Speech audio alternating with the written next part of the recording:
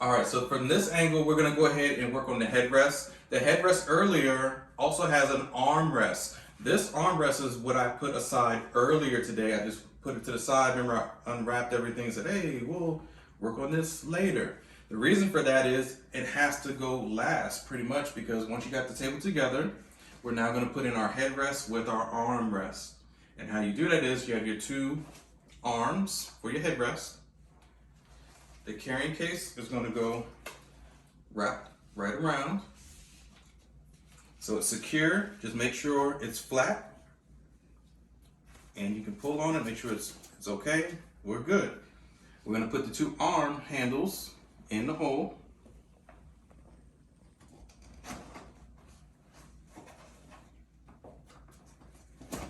Push it all the way in. And therefore it's secure. It's not gonna move or go anywhere, it can sway. But now we have this flap right here. So the flap, what do? We're gonna lift the headpiece. We're gonna secure it inside.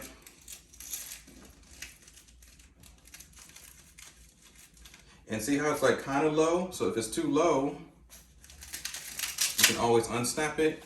And this side is gonna come up even higher. That's why they put Velcro way up here and up here.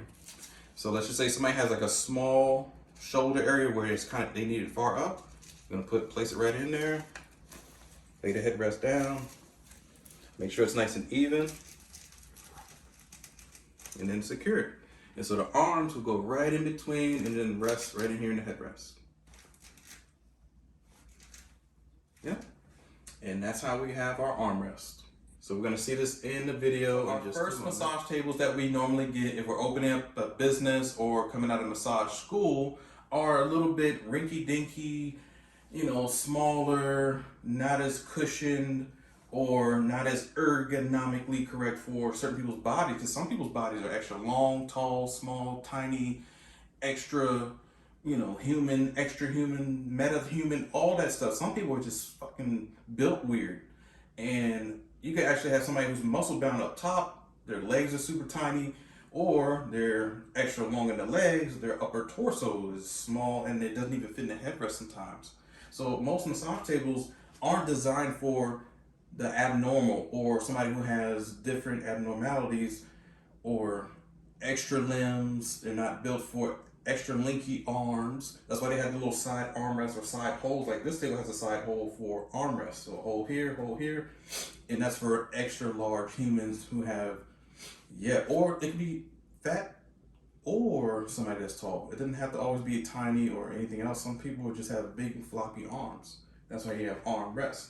You have foot extensions. That's why you have holes on both sides. So if someone's, like I said, extra tall, you can put in another layer of added protection for their legs and feet. Other than that, the frame, like I said earlier, so see how it's frayed and the lining is coming off and the stitching. This is just overuse over the years. It's been a couple years for this table, but not super long. But after a while, this is gonna come off. You're gonna have to buy another table unless you're gonna He-Man, She-Man it up these stairs and elevators by yourself. It's a lot of work. You're tired before you even work on your client, which is crazy. So be careful of your handles or buying products. Now, if you have to buy a more affordable table, I don't want to say it's cheap because it did last. It did its job. It's still doing its job. It's still together. But if you can find a much more affordable table, like the Master Massage tables, like I said, they'll work with you. You give them a call, it's a quality table. Some massage tables are $800, $900,000. If it's electronic, hydraulic lifts up and down, if there's all the special chiropractic moves in between, yes, those tables are at least $2,000, $3,000, up to $5,000. The highest table I've seen was like a chiropractic / massage table, but it did everything. It's glorious, but I don't think I can just shell out $5,000. Now it's like a used car. Most of us need an extra set of cars just in case somebody hits a car, accident, whatever it is, crazy. But if you have the dough to spend like that, go for it. But hard times do come around. If you get a divorce, COVID, zombie attack, whatever it may be, what if you're going through hard times? You literally just spent $5,000. Every spa owner wants to be an owner. We get it. Every one of us does. But everybody spends crazy amounts of money for the space they're leasing. They want to have it glorious, waterfalls, fountains in the massage rooms, healing lamps and lights, Himalayan wall fixtures. Do you know how much a salt room costs? You're talking about 10, 15 to 20,000 for a salt room, even more depending on your size. So when you spend that much money on tables, lotions, creams, decor, and something goes wrong, yeah, it's like start small. That's how we did. That's why this table looks the way it is, because yes, we've had a lot of clients on it. This has weathered the storm. Look at all the marks and yeah, even the paint. This is wear and tear. This is because we actually worked. This is an awesome massage therapist, Laurel. This is her tape. She's been a therapist for years now. So she's had a lot of clients, and so yes, it has been worn out, but it served its purpose. And this table was only like $100, $150, give or take. So you pay for what you get, but at the time, this is the best option. And I had the very same table because I wanted to go on the go. It's lightweight. I can pick it up with no problems.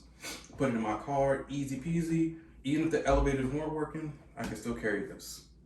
All those events you're gonna have like at a park or somewhere far off from your car, you need the lightest possible. So this served its purpose.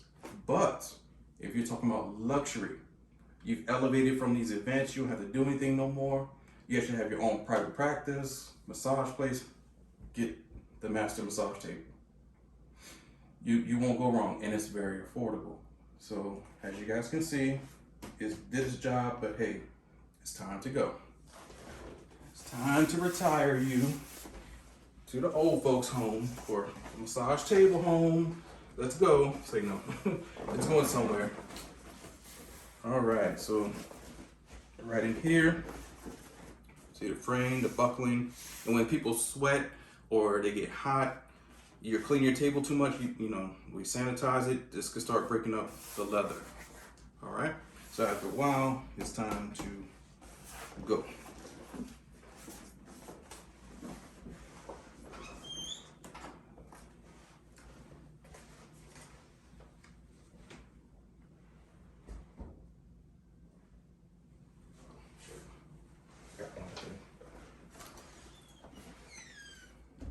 And in closing, a lot of people wanted to see how thick this table was. I got an email from somebody that said, hey, if you can show us what is the difference between this table and this all other tables. It's always going to be when you open up a massage table, or before you open it up, look at the diameter, look at the width, the height, the length, those three different things. So the height of the table is always going to be vertical from bottom to top. The width, let's just say you're looking at a north, south, east, and west. If you look at west is always going to be left, right? So it's always going to be horizontal. Width, that's how I've always remembered it. You don't have to remember it that way. But width is always this way, across, okay? Horizontal, vertical for the height,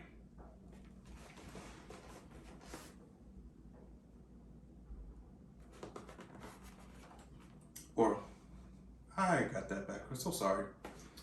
The length of the table is going to be vertical, the width is going to be across, and the height is the table lying flat down. So if the table is flat on the table, now the height is this way. So the height of this table off the ground is about 2 inches, or 6 inches actually. So 6 inches from the floor. That's the height, table height, 6 inches, okay? Now, you know most massage tables is double that. It's about 12 to 18 inches, give or take, whichever massage table. But you definitely want to be above 10 to 12. 12 is awesome, that's what this is, 12 feet off the table, or inches. 12 inches is thicker. This is only about 6 inches. Because my hands are 4 inches, right, so it's about another 2 inches, an inch and a half, give or take. It's tiny. That's the height. It's even tinier when you open it up, which we're about to see right now. Open. So when you open it up, now the height is half of that. This is the true height. Together, yes, it's about 5.5 to 6 inches. Opening it up, the table is literally half of that now. It's only 3. Remember, 4 inches, right? I have all these inches over here. So the padding is not that great. So make sure you know the differences in how thick your massage table and your clients are going to feel. If they get off the table and feel that, hey, I'm more in pain because of the table than receiving a nice relaxing massage, then yeah, you need to switch out your tables, okay? Don't be cheap if you don't have to. In the beginning, get something like this. But if you have a bigger client out of shape like me, yeah, I'm gonna feel all the divots and grooves. So if you look inside, it's literally just wood. So now this is diminished from 3 inches to about 1.5 inches. This is how, you can see how it goes in. You're dealing with about 1.5 inches of thickness. That's nothing. So be careful.